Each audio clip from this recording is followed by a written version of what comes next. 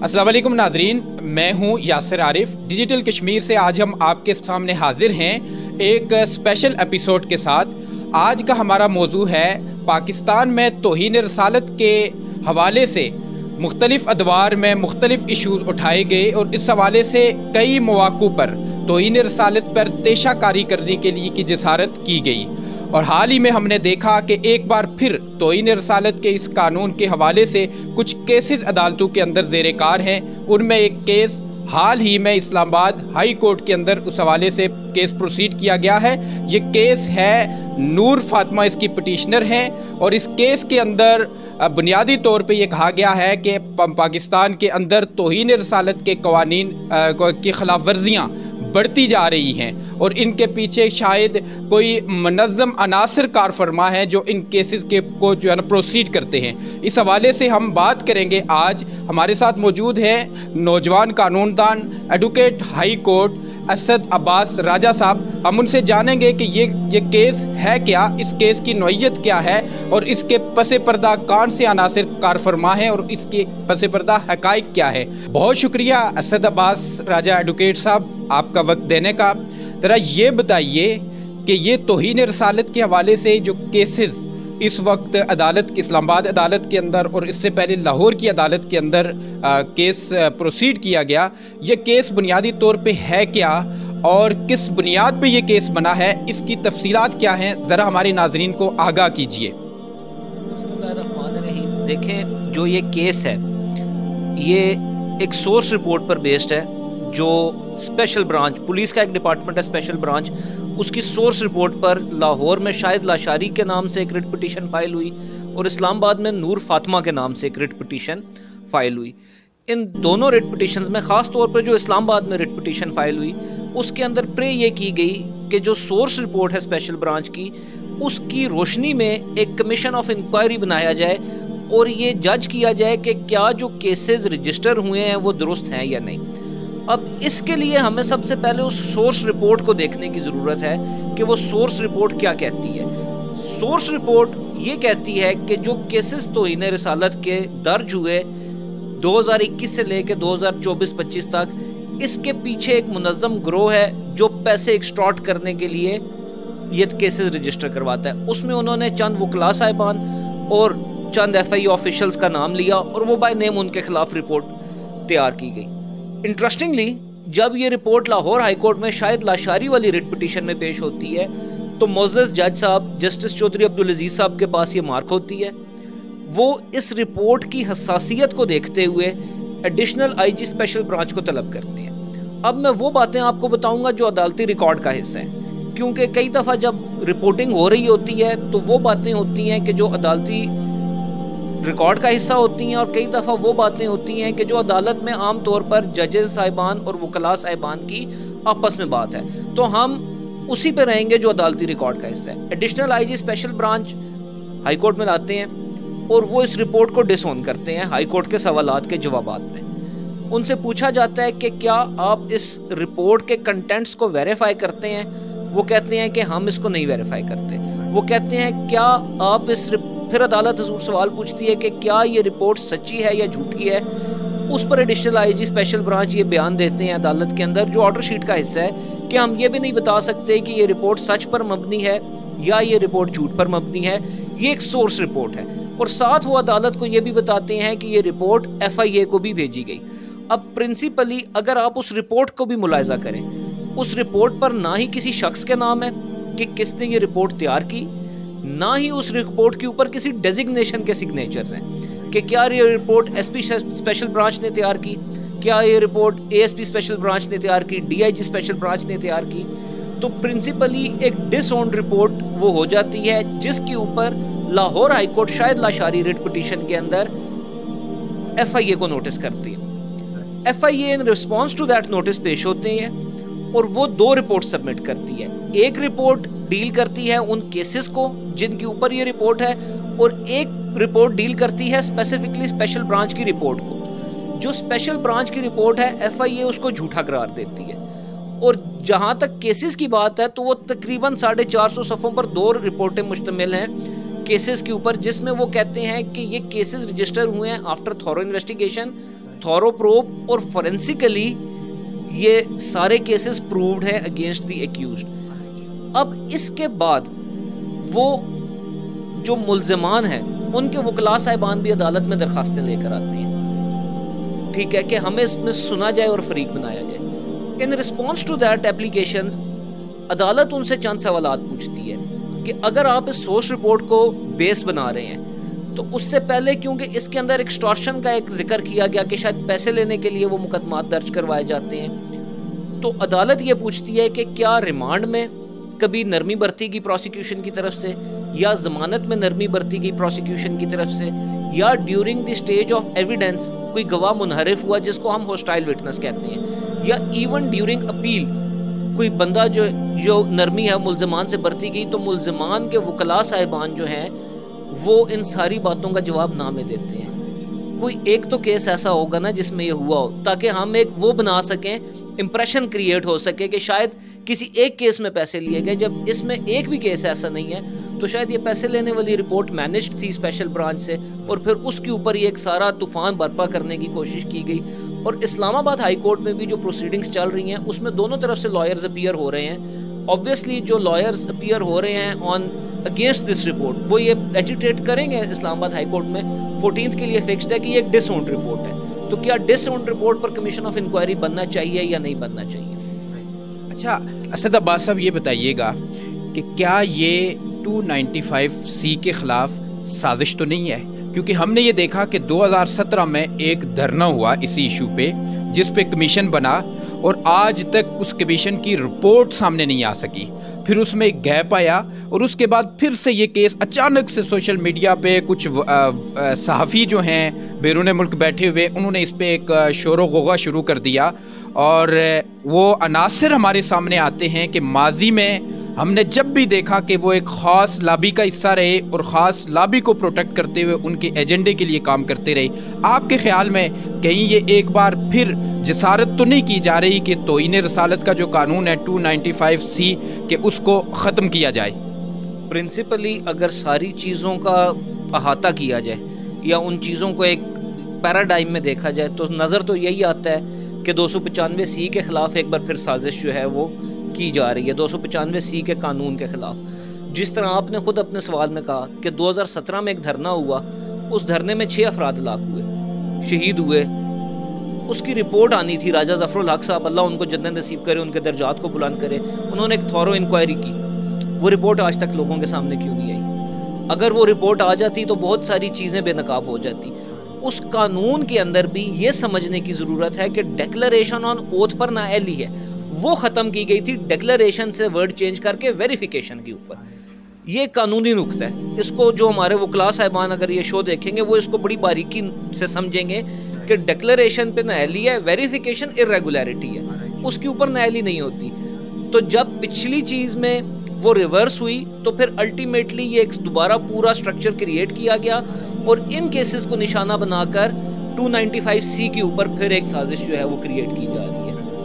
अच्छा असद अब्बास साहब, जो आपने गुफ्तगू की और ये चीज़ तो हमने मीडिया के अंदर ये देखा कि जब कोई इशू नाकामी की तरफ चला जाता है तो उसमें कुछ अर्सा के लिए ब्रेक लिया जाता है और फिर उसको दोबारा से उसमें जान डालने के लिए काम किया जाता है। और क्या ये मुमकिन है कि इस तरह की जो 400 केसेस का रेफरेंस देके कहा गया और इसके मुद्दयान भी ख़ास मखसूस वकला हैं, उनका बैकग्राउंड भी सबके सामने आया है और ये भी कहा गया कि लड़की बनकर बहुत सारे लोगों को इन तौहीन रसालत के मुकदमात में फंसाया जाता है? एक तो आप ये बताएंगे कि इसके अंदर कितनी हकीकत हो सकती है, और दूसरा जो पहले मैंने आपके साथ बात की कि क्या ये बात मुमकिन है कि इन केसेस में कुछ फेक केसेस ऐसे हों कि जो वाकई इस एजेंडे पे पूरा उतर रहे हैं और वो भी मैनेज्ड और प्लान हों? क्योंकि जब ये लॉबीज कुछ इस तरह का काम करती हैं तो उसके पीछे एक पूरा ऑपरेशन कार फरमा होता है, जो एक ऑपरेशन के तहत इस तरह का एविडेंस कलेक्ट किया जाता है जिसमें कोई ना कोई हकाइक भी होते हैं। देखें, सबसे पहले इसमें यह देखना ज़रूरी है कि कोई एक केस वो पिन पॉइंट तो करें।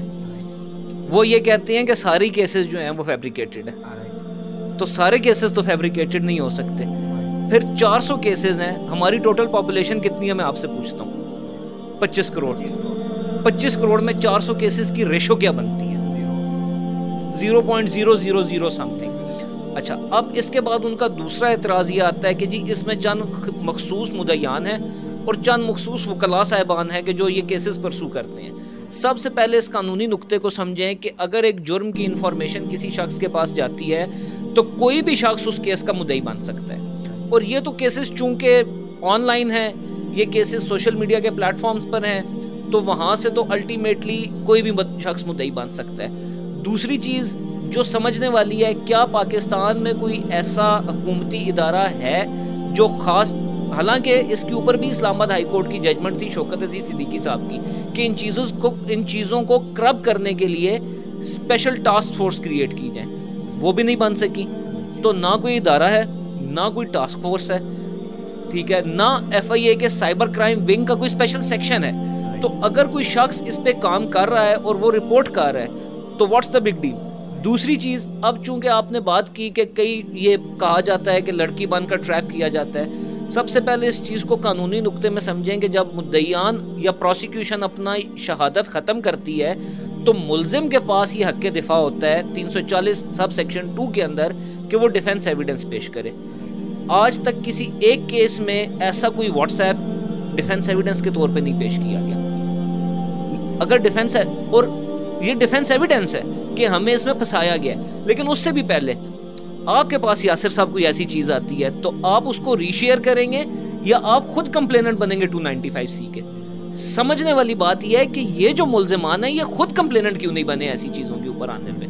اس کا مطلب ہے یہ جو لڑکی والی کہانی ہے یہ بھی جھوٹی ہے، کیونکہ وہ ڈیفنس ایویڈنس پیش کریں کہ یہ واٹس ایپ ہے، یہ ہمیں آیا، یہ خاتون ہمیں سے بات کر رہی تھی، اس نے کہا یہ مجھے ری شیئر کریں، میں نے ری شیئر کیا تو مجھے اس مقدمے میں پھنسایا گیا.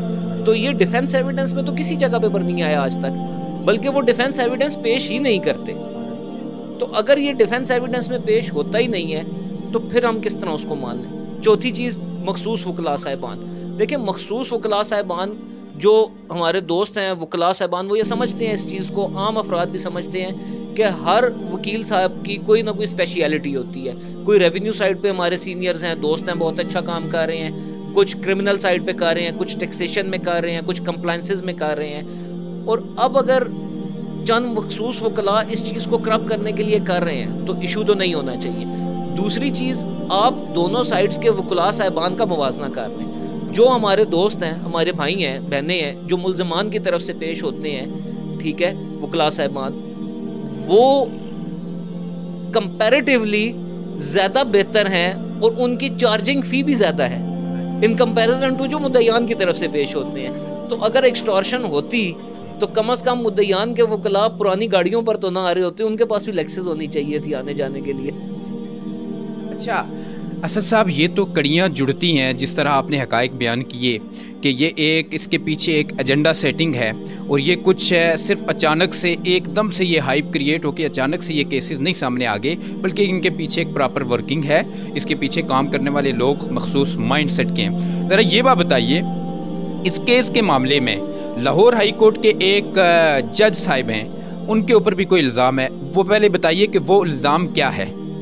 دیکھیں، جو لابی اس 295C کے قانون کے خلاف کام کر رہی ہے، بیسیکلی وہ الیج کرتی ہے کہ جج صاحب جو ہے، معزز جج صاحب لاہور ہائی کورٹ کے، جنہوں نے حال ہی میں ریزائن بھی کیا، وہ شاید ان وکلاء صاحبان کے ساتھ ہیں کہ جو مدعیان کی طرف سے پیش ہوتے ہیں. اب اس میں سمجھنے کی ضرورت ہے کہ یا تو ان کا کوئی آرڈر ہو کہ جس کے تھرو انہوں نے ایف آئی آرز کروائی ہوں. اچھا، اگر وہ نہیں ہے تو پھر آپ کو اعتراض کیا ہے؟ پھر یہ اعتراض ہے کہ وہ یہ مقدمات سنتے کیوں ہیں. تو کیپٹل سینٹینس ریفرنس ہے، جب نیچے سے ٹرائل کورٹ سے کسی کو سزائے موت ہوتی ہے، عدالت سے، سیشن عدالت سے، تو اس کی اپیل 2 ججز سنتے ہیں. 2 ججز میں راول پنڈی بینچ میں جب تک جج صاحب رہے تو وہ مسٹر جسٹس صداقت علی خان صاحب اور مسٹر جسٹس چودھری عبدالعزیز صاحب سنتے تھے. اب ڈی بی بنانا ڈویژن بینچ 2 ججز کا، یہ چیف جسٹس کی ثوابدید ہے. دوسری چیز، راول پنڈی ہائی کورٹ میں اس وقت 4 ججز تشریف فرما ہوتے تھے، اب 6 ہو گئے ہیں. ان 4 ججز کے اندر مسٹر جسٹس وکاس راؤ صاحب، مسٹر جسٹس جواد حسن صاحب سول کام دیکھتے تھے. سول پٹیشنز، ٹیکس کے پٹیشنز، اپیلز، یہ ان کے پاس جاتی تھیں، اور criminal bails, revisions, appeals, writs یہ آتی تھی مسٹر جسٹس صداقت علی خان صاحب کے پاس جو سینئر جج بھی ہیں، اور مسٹر جسٹس چودھری عبدالعزیز کے پاس. اور الٹیمیٹلی جو کیپٹل سینٹینس ریفرنس ہے وہ بھی یہ 2 ججز سنتے تھے. تو اب اگر کسی کا کیس سننے پر بھی اعتراض ہے، دیکھیں جج صاحب نے تو ایویڈنس دیکھنا ہے، ایویڈنس کے اندر اگر ایک شخص سزا ہوتا ہے تو وہ سزا دیں گے، اگر ایویڈنس کے اندر ایک شخص بری ہوتا ہے تو وہ بری ہوگا۔ کیا بری نہیں ہوئے؟ مختلف بینچز سے کیا ملزمان بری نہیں ہوئے اس طرح کے کیسز میں؟ تو اگر بری بھی ہوئے ہیں اور سزا بھی ہوئے ہیں تو پھر کسی بھی جج صاحب پر الزام لگانا کا مقصد کیا ہے؟ کیا خالی یہ مقصد ہے کہ ان کے ایک یا دو جونیئرز ایسے کیسز کرتے ہیں؟ تو آپ لسٹ اٹھا کے دیکھ لیں، starting from the supreme court till civil courts, chamber fellows. اب یا تو آپ کہیں کہ ایک شخص جج بن جاتا ہے تو اس کے جونیئرز یا اس کے جو دوست ہیں، ہم ایک یونیورسٹی سے پڑھے، میرے دوست ابھی چلے جتنا بھی ٹائم پیریڈ ہے، وہ اگر کل ججز بنتے ہیں تو میں پریکٹس چھوڑ دوں، میں ان کے سامنے اپیئر ہونا چھوڑ دوں؟ تو اس طرح تو پھر نہ عدالتیں چل سکتی ہیں، پھر عدالتوں میں ججز ہی رہ جائیں گے، کیونکہ وکلا نہیں رہیں گے، کیونکہ 60 ہائی کورٹ کے ججز ہیں، سینکڑوں ہزاروں میں ایڈیشنل سیشن ججز اور سول ججز ہیں۔ تو اگر ان کے دوست اور چیمبر فیلوز اور ان کے جونیئرز اور ان کے ایسوسیٹس ان کے سامنے پیش ہونا چھوڑیں تو پھر خالی ججز ہی بچیں گے عدالتوں میں، وکلا صاحبان کی گنجائش نہیں رہے گی۔ آخری بات، کیا ایک جج صاحب کے پاس ایک رپورٹ جاتی ہے اور وہ بھی ایک ایسی رپورٹ کہ جس میں شاید ہم نے آمن کا بھی خطرہ ہو، تو کیا جج صاحب کو یہ حق نہیں ہے کہ وہ اس کو پروب کروائیں؟ اگر وہ پروب کرواتے ہیں، اس کی تفتیش کرواتے ہیں، قانونی طور پہ تفتیش لفظ نہیں ہے، عام لوگوں کے سمجھنے کے لیے میں یہ لفظ استعمال کر رہا ہوں، اور وہ رپورٹ ڈس اون کر دیتا ہے جو اس رپورٹ کا آتھر ہے، تو کیا یہ جج صاحب کا قصور ہے کہ وہ رپورٹ جو جھوٹی رپورٹ بنتی ہے، ایک سورس رپورٹ بنتی ہے، ایک جج صاحب اس کو ڈس اون کروا دیتے ہیں پروب کروا کے، تو یہ کیا ان کا قصور ہے؟ اگر ایسا قصور ہے تو پھر تو فوجداری وکالت تو ختم ہی ہو جانی چاہیے، کیونکہ کئی رپورٹس پولیس کی آتی ہیں، ان سے ججز صاحبان ڈس ایگری کرتے ہیں۔ یہ قانون کا بیسک پرنسپل ہے کہ ipse dixit of police is not binding on the court, کہ جو پولیس کی تفتیش ہے کورٹ اس کی پابند نہیں ہے۔ تو اگر کل وہ کوئی کورٹ عام طور پہ کہتی ہیں آپ عدالتوں میں چلے جائیں کہ پولیس تفتیش درست کرے، پولیس کی تفتیش تبدیل کی جائے، تو اگر تو یہ اعتراض ہے تو پھر تو فوجداری عدالتیں اس ملک میں بند کر دینی چاہیے۔ سول میں بھی جو میں نے کہا وکلا پیش نہیں ہوں گے، خالی ججز آپس میں ایک دوسرے کے سامنے پیش ہو کے فیصلے کر دیے کریں گے۔ بہت شکریہ راجہ اسد عباس صاحب۔ ناظرین، یہ تھے ایڈوکیٹ ہائی کورٹ نوجوان قانون دان اسد عباس راجہ صاحب، جنہوں نے توہین رسالت کے اس قانون کے خلاف ہونے والی اس ہرزہ سرائی کے اوپر بڑی ارکریزی کے ساتھ ڈیٹیلڈ گفتگو کی ہے۔ اس ساری گفتگو سے یقیناً آپ بھی یہ جان چکے ہوں گے، اور جو بات ہمیں بھی سمجھ آئی ہے وہ یہ کہ یہ ایک دم سے توہین رسالت کے اس قانون کے حوالے سے یہ جو ایک طوفان اٹھا ہے، یہ طوفان کوئی اتفاقاً نہیں، بلکہ اس کے پیچھے منظم عناصر کار فرما ہیں، وہ لابیز کار فرما ہیں جو ماضی میں بھی بارہا یہ کوشش کرتی رہی کہ انہیں موقع ملے اور وہ قانون توہین رسالت یعنی 295C کے خاتمے کے لیے کوشش کر سکیں اور اسے ختم کر سکیں، لیکن وہ بارہا ماضی میں بھی وہ انہیں اس میں ناکامی ہوئی، اور اب بھی جس طرح سے یہ جسارت کی جا رہی ہے، کیونکہ یہ معاملہ صرف ہمارے آئین اور قانون کا نہیں بلکہ اس کے ساتھ ہمارا ایمان اور اعتقاد بھی جڑا ہوا ہے، کیونکہ نبی آخر الزمان محمد عربی صلی اللہ علیہ وسلم کے آخری نبی ہونے پہ ہمارا کامل یقین ہے، اور وہ کون سی طاقتیں ہیں جو آخر الزمان صلی اللہ علیہ وسلم کے حوالے سے ہمیشہ سے کوششیں کرتی رہیں کہ وہ اس نام کو اعلیٰ اور عرفہ نام کو نیچا کرنے کے لیے اپنا کردار ادا کر سکیں اور پاکستان کے اندر اس قانون کو ختم کر سکیں، اس سے بھی آپ سبھی لوگ واقف ہیں۔ تو ہمیں یقین ہے کہ جس طرح ماضی میں یہ ارزہ سرائی کامیاب نہیں ہو سکی، اب بھی اس عمل کے پیچھے کار فرما تمام عناصر نامراد ہوں گے۔ اپنے میزبان ہوسٹ یاسر عارف اور مہمان اسد عباس راجہ صاحب ایڈوکیٹ ہائی کورٹ کو اجازت دیجیے۔ اللہ حافظ۔